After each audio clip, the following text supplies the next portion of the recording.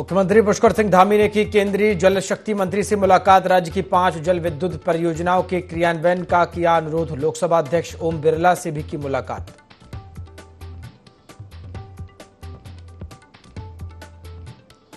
उत्तराखंड में स्कूलों में अब श्रीमद् भगवद गीता होगी पाठ्यक्रम का हिस्सा। सीएम धामी के आदेश पर स्कूलों में पढ़ाई जाएगी भगवद गीता। भावी पीढ़ी को संस्कृति से जोड़ने का संकल्प।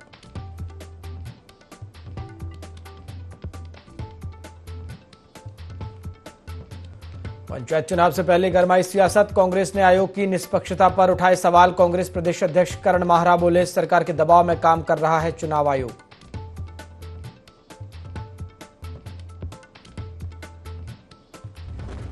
हरिद्वार में कांवड़ यात्रा के दौरान आत्महत्या की कोशिश। भक्त ने चाकू से काटा अपना गला। कांवड़ यात्रा में मची अफरा तफरी। पुलिस जांच में जुटी।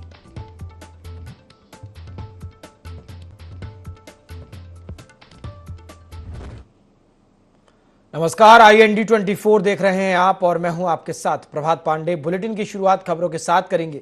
नई दिल्ली में उत्तराखंड के मुख्यमंत्री पुष्कर सिंह धामी ने लोकसभा अध्यक्ष ओम बिरला से शिष्टाचार भेंट की। इस अवसर पर मुख्यमंत्री ने उन्हें चारधाम यात्रा का पवित्र प्रसाद और राज्य की समृद्ध सांस्कृतिक विरासत से जुड़े स्थानीय उत्पाद भेंट किए। मुख्यमंत्री धामी ने उत्तराखंड को चारधाम, प्राकृतिक सौंदर्य, योग और आध्यात्मिक शांति का केंद्र बताते हुए बताया कि हर वर्ष लाखों श्रद्धालु और पर्यटक राज्य में आते हैं। उन्होंने कहा कि सरकार का लक्ष्य है कि प्रदेश की धार्मिक, सांस्कृतिक और प्राकृतिक विरासत को देश दुनिया तक पहुंचाया जाए। मुख्यमंत्री ने राज्य में धार्मिक पर्यटन, सड़क संपर्क, स्वास्थ्य सेवाओं और ग्रामीण उत्पादों को बढ़ावा देने के लिए चल रही योजनाओं की जानकारी भी लोकसभा अध्यक्ष को दी। उन्होंने बताया कि स्थानीय हस्तशिल्प, जैविक उत्पादों और पारंपरिक शिल्प को वैश्विक स्तर पर पहचान दिलाने के लिए भी विशेष प्रयास किए जा रहे हैं।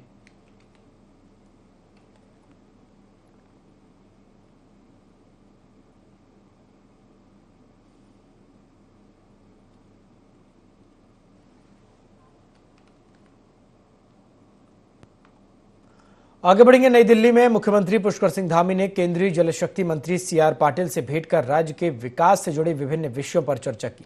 इस दौरान सीएम ने उनसे उत्तराखंड के सामाजिक और आर्थिक विकास को गति प्रदान करने के लिए पूर्व संतुष्ट राज्य की 21 जल विद्युत परियोजनाओं में से 5 परियोजनाओं को क्रियान्वयन का अनुरोध किया। केंद्रीय मंत्री द्वारा सकारात्मक आश्वासन दिए जाने के लिए सीएम ने हार्दिक आभार भी जताया।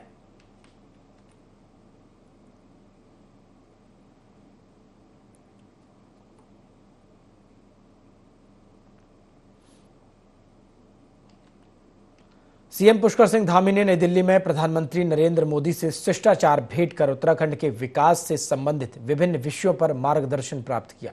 मुख्यमंत्री ने राज्य के विकास में सहयोग के लिए केंद्र सरकार का आभार व्यक्त करते हुए कहा है कि प्रधानमंत्री के नेतृत्व में उत्तराखंड विकसित भारत 2047 के विजन में अपनी प्रभावी भूमिका निभाने को तत्पर है।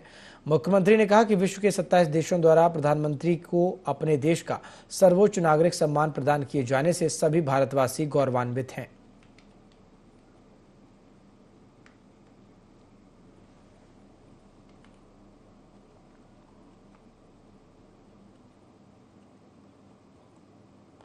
त्रिस्तरीय पंचायत चुनाव में जिला पंचायत वार्ड 12 बिडोरा से भाजपा समर्थित प्रत्याशी सदफ मलिक ने अपना जनसंपर्क अभियान तेज कर दिया। वे रोजाना दर्जनों गांवों में डोर टू डोर जाकर जनता से समर्थन मांग रही हैं। सदफ मलिक को क्षेत्र में अच्छा जनसमर्थन मिल रहा है। उन्होंने कहा है कि भाजपा ने उन पर भरोसा जताया है और वह पार्टी की उम्मीदों पर खरी उतरेंगी। उन्होंने क्षेत्र में चौमुखी विकास का वादा करते हुए कहा कि महिलाओं की समस्याएं प्राथमिकता पर रहेंगी और महिला डेस्क की स्थापना कर उनकी समस्याओं का समाधान किया जाएगा।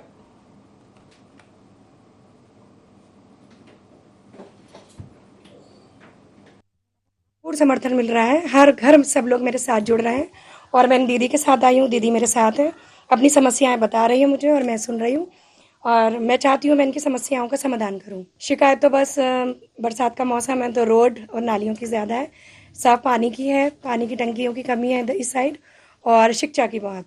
मैं भारतीय जनता पार्टी के साथ मिलकर विकास करना चाहती हूँ। हमारी ट्रिपल सरकार है, इसकी तो हम सब साथ मिलकर काम करेंगे। अब मैं क्षेत्र में घूम रही हूँ, घर घर जाके सुन रही हूँ कि महिलाओं की समस्या ज़्यादा है। महिलाओं की समस्याओं के लिए मैं चाहती हूँ कि हम एक डेस्क बना है, उसमें मैं खुद बैठा करूंगी, महिलाओं की समस्याएं सुना करूंगी और उसके बाद हम उनकी समस्याओं का समाधान करेंगे। 12 बिडौरा से भाजपा की प्रत्याशी हूँ, मुझे भारी बहुमत देकर विजयी बनाएं ताकि मैं आपका विकास कर सकूं। उत्तराखंड में पंचायत चुनाव से पहले सियासत गर्मा गई। कांग्रेस प्रदेश अध्यक्ष करण माहरा ने चुनाव आयोग की निष्पक्षता पर सवाल उठाए। उन्होंने कहा कि आयोग सरकार के दबाव में काम कर रहा है और हाईकोर्ट की टिप्पणी इस बात की पुष्टि करती है। माहरा ने कहा कि निर्वाचन आयोग द्वारा 12 तारीख को लिखी गई चिट्ठी से स्पष्ट है कि धारा 9 की उपधारा 6 और 7 का उल्लंघन हुआ है। उन्होंने आरोप लगाया कि जैसे निकाय चुनाव में हस्तक्षेप हुआ था, वैसी ही कोशिश पंचायत चुनाव में भी हो रही है, जो लोकतंत्र के लिए ठीक नहीं है।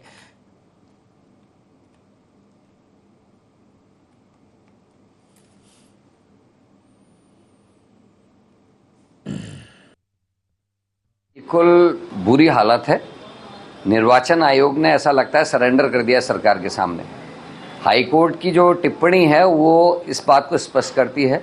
हाईकोर्ट ने कहा है कि धारा 9 की उपधारा 6 और 7 का उल्लंघन है, जो चुनाव आयोग ने चिट्ठी लिखी थी 12 तारीख को, और ये दिखाता है कि सरकार के दबाव में चुनाव आयोग काम कर रहा है और निश्चित ही कहीं ना कहीं पंचायत चुनाव को प्रभावित करने की कोशिश हो रही। जिस तरीके से निकाय चुनाव में किया गया उसी तरीके के लक्षण दिखाई दे रहे हैं और ये लोकतंत्र के लिए अच्छे संकेत नहीं है। जब चुनाव आयोग ही निर्विवाद नहीं होगा और तटस्थ नहीं होगा, तब तक भारत में चुनाव प्रणाली निष्पक्ष हो ये संभव नहीं। आगे बढ़ेंगे। पंचायत चुनाव को लेकर चंपावत जिले में परिवहन विभाग अलर्ट मोड पर आ गया है। एआरटीओ प्रवर्तन मनोज बगोरिया के नेतृत्व में लोहाघाट क्षेत्र में पुलिस के साथ संयुक्त जांच अभियान चलाया गया। इस दौरान वाहनों की जांच के साथ साथ एल्कोमीटर से चालकों की भी जांच की गई। मनोज बगोरिया ने बताया कि चुनाव को देखते हुए रात में भी विशेष चेकिंग अभियान जारी है। नियमों के उल्लंघन पर कई वाहनों के चालान किए गए। उन्होंने वाहन चालकों से नियमों का पालन करने और सुरक्षित वाहन संचालन की अपील की। जांच के चलते वाहन चालकों में हड़कंप मच गया है।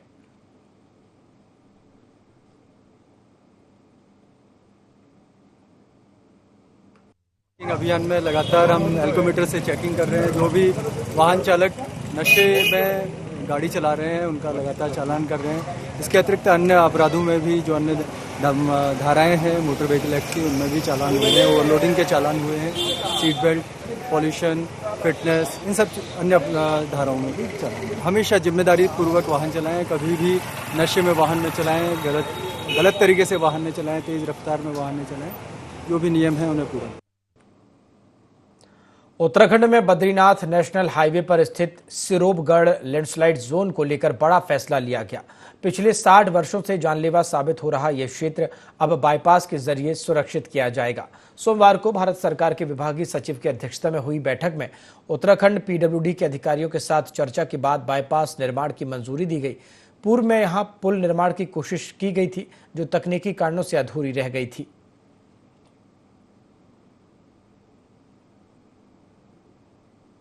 क्योंकि काफ़ी टाइम से प्रॉब्लम चल रही है, उसी के क्रम में भारत सरकार ने इसका एक बाईपास सैंक्शन किया था। उसमें 3 पुल बनने थे और थोड़ा सा पोर्शन रोड का था। पहला पुल बना लेकिन उसमें टेक्निकल कुछ डिफेक्ट आ गया, तो इसलिए थोड़ा सा कन्फ्यूजन था। तो उसमें टीम वगैरह भारत सरकार ने भेजी थी, उन्होंने विजिट करके अपनी रिपोर्ट दी थी, उस पर फाइनल डिसीजन हो गया है। तो उस पर पुल में माइनर कुछ करेक्शन करके उसको स्टार्ट करा जाएगा। उसके बाद जो सेकेंड पुल था वो उसको बनाया जाना है, और एक थर्ड पुल था जिसपे काम स्टार्ट करके बीच में रुक गया था, तो उस पर कार्य प्रारंभ कर दिया गया है। तो मुझे उम्मीद है कि ये काम हम लोग जल्दी कर लेंगे। आज भारत सरकार सचिव जो हमारे भारत सरकार के हैं मिनिस्ट्री के, वो भी उन्होंने भी रिव्यू किया था चारधाम रोड पे, तो उस पर भी ये बात आई थी। तो उन्होंने ये कहा है कि नेक्स्ट ईयर दिसंबर तक ये तीनों पुल का काम कंप्लीट किया जाए और इसको चालू किया जाए। उत्तराखंड सरकार की ओर से हाल ही में शुरू किए गए ऑपरेशन कालनेमी को लेकर भारतीय जनता पार्टी ने स्पष्ट किया है कि यह अभियान धार्मिक वेशभूषा की आड़ में सामाजिक सौहार्द बिगाड़ने वाले तत्वों के खिलाफ है। भाजपा प्रदेश अध्यक्ष महेंद्र भट्ट ने कहा कि देवभूमि उत्तराखंड में बड़ी संख्या में श्रद्धालु आते हैं और ऐसे में माहौल को खराब करने वाले कुछ लोग धार्मिक पहचान का दुरुपयोग करते हैं। भट्ट ने कहा कि यह अभियान किसी धर्म के खिलाफ नहीं है, बल्कि उन छलपूर्ण गतिविधियों पर रोक लगाने के लिए है जो शांति व्यवस्था को चुनौती देती हैं। उन्होंने स्पष्ट किया कि कांवड़ यात्रा जैसे आयोजनों के सफल संचालन के लिए ऐसे अभियान आवश्यक हैं।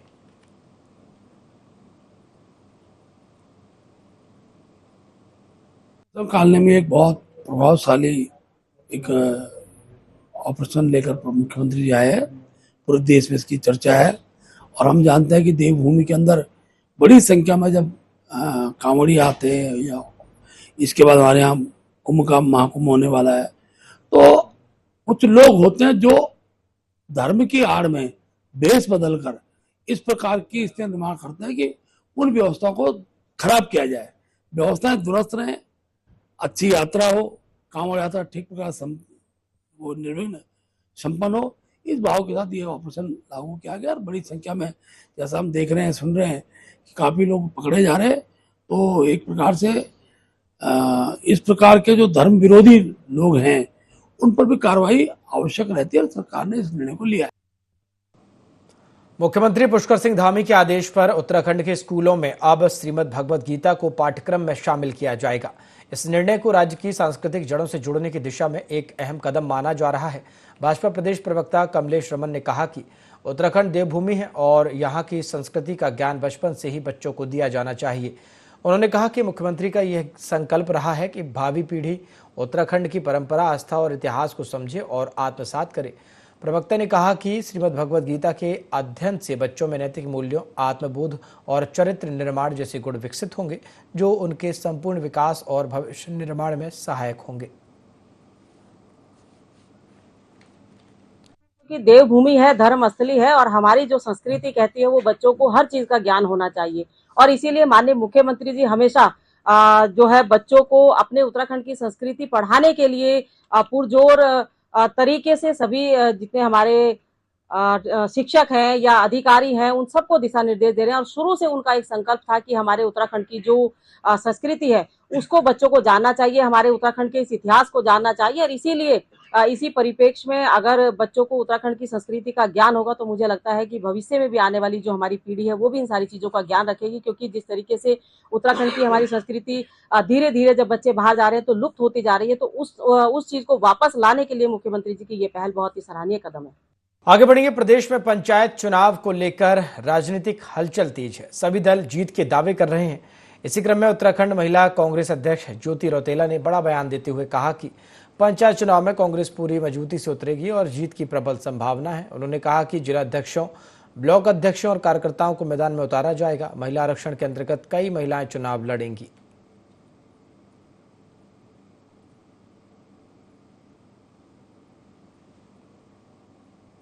जीत की पूरी संभावना है। पंचायत चुनाव में हमारे जिला अध्यक्ष हैं और कुछ ब्लॉक अध्यक्ष हैं, कार्यकर्ता चुनाव लड़ रही हैं। 50% महिलाओं का जो रिजर्वेशन है उसमें कई महिलाएं जो हमारे संगठन से हैं वो चुनाव लड़ रही हैं। और मुझे पूरा विश्वास है कि जिस तरह के हालात इस प्रदेश में भाजपा सरकार ने करे हुए हैं, जो नाराजगी लोगों की है और जिस तरीके से लोगों को आज लग रहा है कि भाजपा की सरकार जिन वादों के साथ सत्ता में आई उनको पूरा नहीं कर पाई, तो इसका जो पंचायत चुनाव है हम लोग भारी भरकम रूप से जीतने वाले हैं और इसका ये शुरुआत है 2027। आगे बढ़ेंगे। कांवड़ यात्रा के दौरान ट्रैफिक वॉलेंटियर्स पुलिस के साथ मिलकर यात्रियों की सेवा में जुटे हैं। शिवालिक नगर व्यापार मंडल अध्यक्ष धर्मेंद्र बिश्नोई को हरिद्वार पुलिस ने स्पेशल पुलिस ऑफिसर नियुक्त किया। हाल ही में चंडी चौक पर एक कांवड़िए को हादसे में चोट लगी, जिसे वॉलेंटियर्स ने तुरंत प्राथमिक उपचार देकर सुरक्षित स्थान पर पहुंचाया। उनकी सेवा भावना की सराहना करते हुए एसएसपी प्रमेंद्र डोभाल ने उन्हें सम्मानित किया।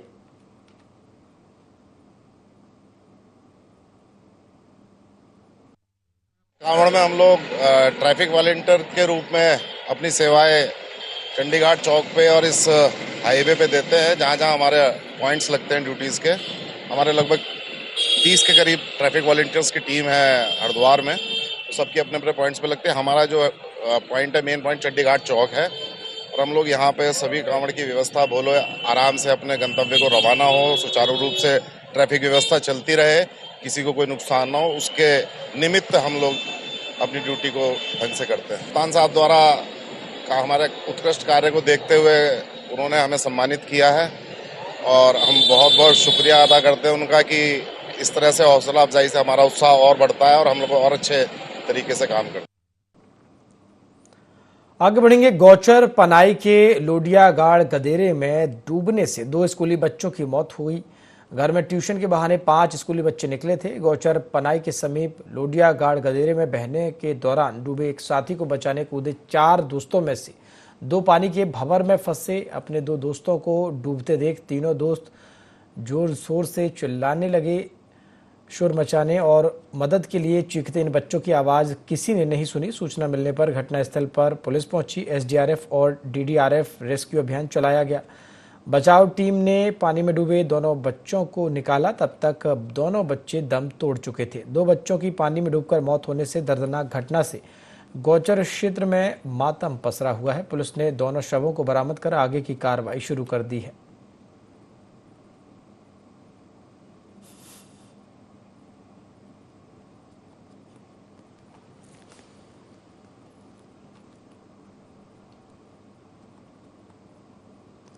आगे बढ़ेंगे। मानसून की दस्तक के साथ ही सीमांत क्षेत्र ज्योतिर्मठ के जंगलों, खेतों और बागानों में इन दिनों ग्रीष्मकालीन आगंतुक पक्षियों की चहचहाहट सुनाई दे रही है। गढ़वाल हिमालय की लोक परंपरा में रचे बसे ये पक्षी जैसे हिलांस, म्यूलडी, ग्रेट बार्बेट, ग्रीन पिजन, देशी कस्तूरा और कफू अब स्थानीय लोगों के साथ साथ बर्ड वॉचिंग के शौकीनों के लिए भी आकर्षण का केंद्र बन चुके हैं। नंदा देवी राष्ट्रीय पार्क क्षेत्र के तल्ला, खंचा, जीरो बैंड, मारवाड़ी, एचआरएच, मनोहर बाग और फॉरेस्ट ऑफिस लिंक रोड जैसे इलाकों में इन पक्षियों की गतिविधियां विशेष रूप से देखी जा रही हैं। यहां सुबह शाम सैर करने वालों को wedge tailed green pigeon, Asian koel, घुघुती, लेजर कुकू और अन्य पक्षियों की मधुर गूंज के साथ एक प्राकृतिक संगीत का अनुभव मिल रहा है।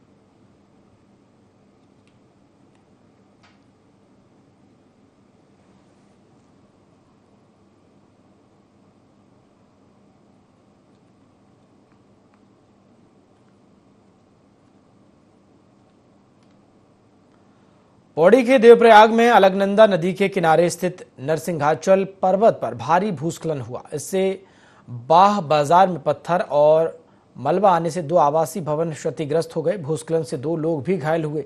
इसके अलावा 4 विद्युत पोल टूटने से क्षेत्र में विद्युत आपूर्ति भी ठप हो गई। घटना की जानकारी मिलने पर पूर्व कैबिनेट मंत्री प्रसाद नैथानी ने स्थलीय निरीक्षण किया और प्रभावित लोगों से वार्ता की। इस दौरान मंत्री प्रसाद नैथानी ने सरकार और प्रशासन से प्रभावितों को विस्थापित करने के साथ ही घटना के सभी प्रभावितों को उचित मुआवजा दिए जाने की मांग उठाई। उन्होंने कहा कि लैंडस्लाइड जोन में तब्दील हुए क्षेत्र में दोबारा ऐसी घटना ना घटित हो, इसको लेकर स्थायी समाधान के लिए सरकार और प्रशासन प्रभावी कदम उठाएं।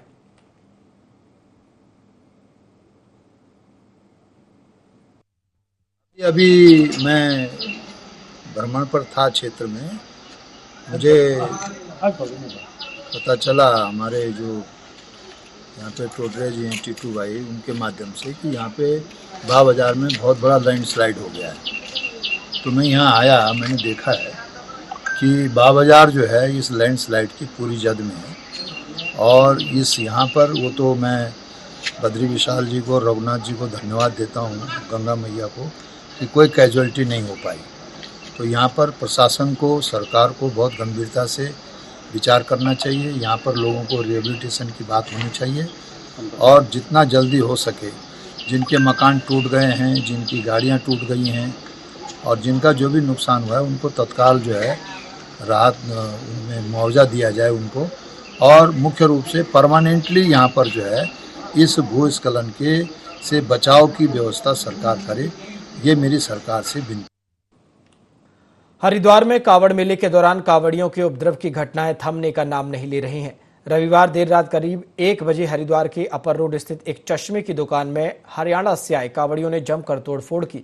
जानकारी के अनुसार चश्मा खरीदने को लेकर हुई मामूली कहासुनी के बाद कुछ युवक वहां से चले गए, लेकिन थोड़ी देर बाद लाठी डंडों से लैस होकर लौटे और दुकान पर हमला कर दिया। उन्होंने न सिर्फ दुकान में तोड़फोड़ की बल्कि दुकानदार से भी मारपीट की। घटना में दुकान को भारी नुकसान पहुंचा और बाजार के अन्य दुकानदारों में दहशत का माहौल है। पुलिस ने पीड़ित की शिकायत पर हरियाणा के 2 युवकों को गिरफ्तार कर उनके खिलाफ मुकदमा दर्ज किया है।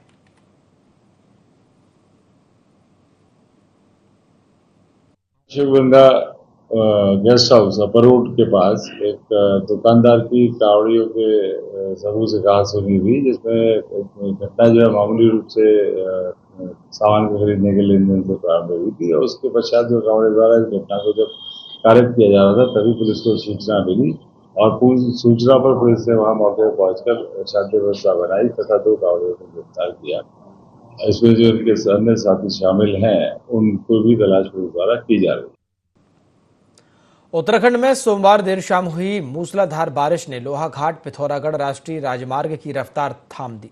संतोला डेंजर जोन और चुएरानी क्षेत्र में भारी मलबा आने के कारण हाईवे पिछले 1 घंटे से पूरी तरह बंद पड़ा रहा। सड़क पर कीचड़ फैलने से एक कैंटर और स्विफ्ट डिजायर कार मलबे में फंस गई, जिन्हें जेसीबी की मदद से निकालने का प्रयास जारी रहा। भाजपा मंडल उपाध्यक्ष दीपेंद्र अधिकारी ने बताया कि पूर्व में संबंधित नेशनल हाईवे अधिकारियों से बंद पड़े कलमठ को खोलने की मांग की गई थी, लेकिन अनसुनी करने का नतीजा आज सामने आया है। वहीं सामाजिक कार्यकर्ता हरीश चंद्र तिवारी ने बताया कि संतोला क्षेत्र में पहाड़ी से लगातार मलबा गिरने के कारण यातायात पूरी तरह प्रभावित हुआ है और कई वाहन और यात्री फंसे हुए हैं।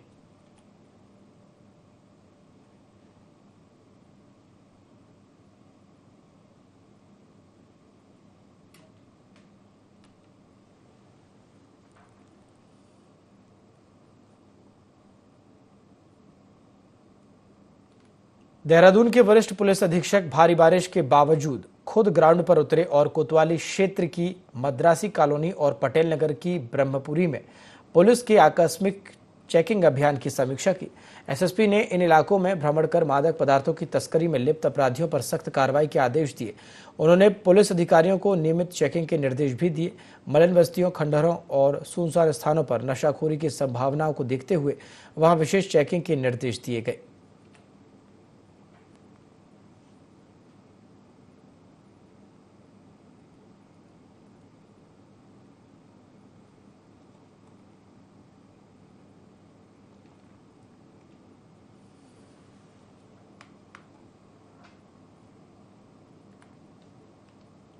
उत्तराखंड पंचायत चुनावों के मामले में हाईकोर्ट से बड़ी खबर निकलकर सामने आई, जहां पंचायत चुनाव मामले में राज्य निर्वाचन आयोग को हाईकोर्ट से राहत नहीं मिली। हाईकोर्ट ने फिर कहा है कि पंचायती राज एक्ट के मुताबिक चुनाव कराए जाए। चुनाव आयोग ने हाईकोर्ट के 11 जुलाई के आदेश के खिलाफ हाईकोर्ट में फाइल की थी रिव्यू पिटीशन। पिछली सुनवाई में हाईकोर्ट ने 2 जगह वोटर होने वाले लोगों के नामांकन को सही नहीं माना था। कोर्ट के आदेश से एक बार फिर खलबली मची है। मुख्य न्यायाधीश की खंडपीठ ने कहा कि चुनाव के बाद कोई भी पीड़ित शिकायत होने पर चुनावी याचिका दाखिल कर सकता है।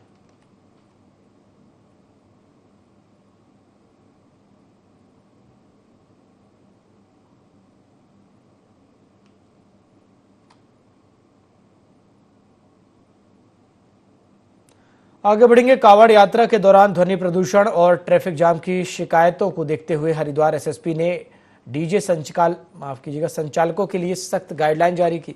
किसी भी तरह के उल्लंघन पर न सिर्फ डीजे ऑपरेटर बल्कि आयोजन समिति के जिम्मेदार सदस्यों पर भी कार्रवाई होगी। हरिद्वार पुलिस ने सभी डीजे संचालकों को नोटिस जारी किए हैं। इसी क्रम में कसाना डीजे के मालिक उमेश कुमार को भी गाइडलाइन पढ़कर सुनाई गई, जिन्होंने नियमों का पालन करने का आश्वासन दिया। उन्होंने अन्य डीजे संचालकों से उत्तराखंड पुलिस का सहयोग करने की अपील की।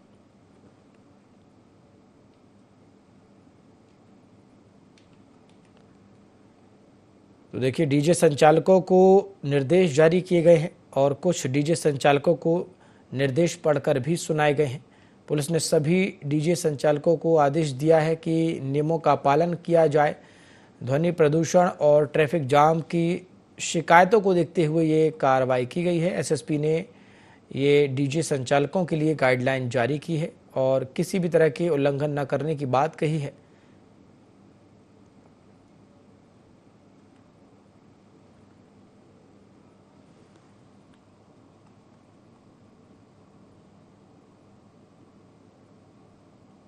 बुलेटिन में फिलहाल इतना ही। देखते रहिए IND24। नमस्कार।